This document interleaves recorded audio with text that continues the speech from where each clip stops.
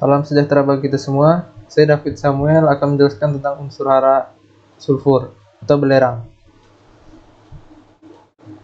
Ini adalah struktur presentasi saya. Pada tahap pertama ada pengertian umum sulfur, tahap kedua ada sulfur pada bidang pertanian, dan bagian ketiga pupuk sulfur. Pertama, pengertian umum sulfur. Sulfur atau belerang adalah unsur kimia dalam tabel periodik yang memiliki lambang S dan nomor atom 16. Belerang merupakan unsur non-logam yang tidak berasa.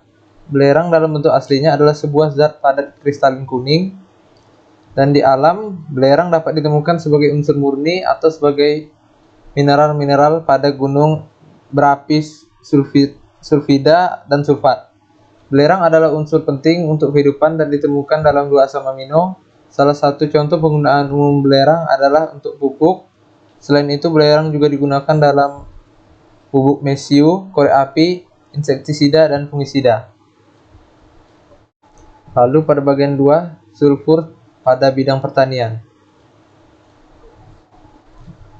Unsur sulfur pada tanaman merupakan unsur hara makro yang diperlukan untuk tanaman, terdiri dari nitrogen, fosfor, kalium, dan kalsium, magnesium, serta sulfur. Karena di sini kita akan menjelaskan unsur sulfur, maka di sini kita akan lebih menjelaskan secara rinci unsur sulfur tersebut. Sulfur bersama kalsium dan magnesium merupakan unsur hara tanaman sekunder. Hal ini berarti sulfur dibutuhkan tanaman dalam jumlah banyak, tetapi tidak lebih sedikit dari unsur nitrogen, fosfor, dan kalium. Fungsi sulfur pada tanaman.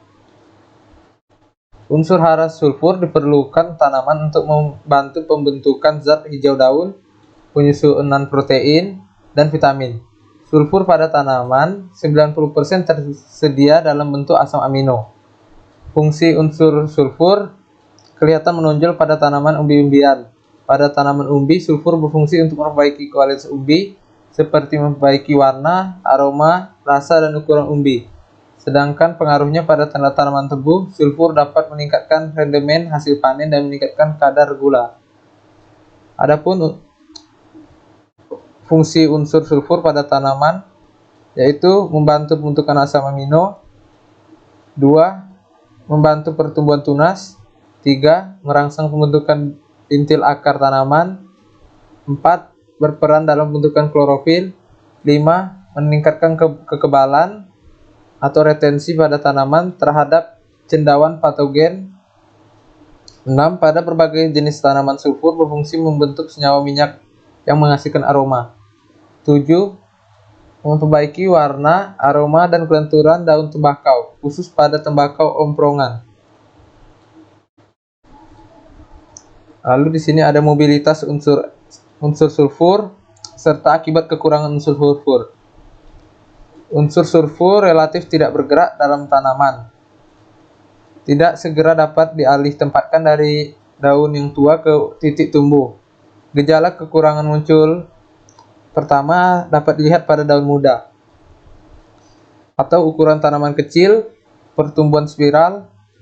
Seringkali seluruh tanaman menjadi klorosil seragam. Kadar protein rendah, pengumpulan nitrogen bukan protein.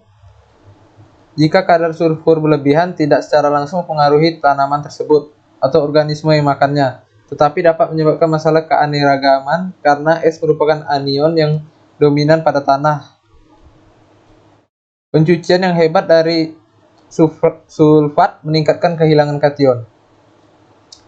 Lalu gerakan sulfur pada akar. Di dalam tanah, sulfur bergerak secara aliran massa dan difusi. Terutama bergerak karena aliran massa dan difusi memiliki arti penting pada tanah yang kadar sulfur rendah. Kadar dalam larutan tanah 5-20 ppm. Kadar sulfur yang mencukupi kebutuhan tanaman adalah sekitar 3-5 ppm dalam tanah. Adapun sumber sulfur dan bentuk yang sulfur serap dari tanaman. Pertama, sumber sulfur. 1. Perombakan bahan organik karena 90% sulfur dalam tanah berada dalam bentuk organik tersebut. 2. rabuk, kompos, dan biosolid. 3. Sulfat yang terjerap pada tapak pertukaran anion dan oksida Al dan Fe. 4. Mineral es pada musim kering, sulfida dalam bentuk anaerob. 5. Pengendapan atmosfer dari industri atau hujan asam. 6. Pupuk sulfur. Bentuk sulfur yang dapat diserap tanaman adalah 1. Penyerapan langsung oleh daun, jumlahnya kecil. Jika kadar sulfur udara yang tinggi akan meracuni tanaman. 2. Penyerapan akar terutama dalam bentuk sulfat. Lalu ada transformasi pada tanah dan pengangkutan sulfur. Transformasi pada tanah atau proses alih fungsi antara lain: 1. Mineralisasi menjadi impolibasi. 2. Absorpsi dan menjadi disorpsi. 3. Presipitasi menjadi disolusi. 4. Oksidasi menjadi reduksi. 5. Volatilizasi. Lalu ada pengangkutan sulfur. Pengangkutan sulfur dapat terjadi jika ada erosi karena akan hilang bersama bahan organik. Kedua, pencucian. Sulfat sangat mudah bergerak dalam tanah. Sulfat merupakan anion yang dominan pada air cucian, sehingga pencucian meningkatkan jika kandungan kation atau monovalen besar. 3. Hilang karena volatilizasi. Lalu ada pupuk sulfur di bagian ketiga. Pupuk sulfur atau biasa juga disebut pupuk Ze merupakan pupuk kimia buatan yang memberi tambahan hara, nitrogen, dan belerang bagi tanaman. Nama Za adalah singkatan dari sulfur amoniak yang berarti amonium sulfat. Berbentuk butiran kristal mirip garam dapur dan bersifat higroskopis. Pupuk Za mengandung belerang 24% dalam bentuk sulfat dan nitrogen 21% dalam bentuk amonium. Itu saja yang saya jelaskan mengenai unsur hara sulfur. Terima kasih.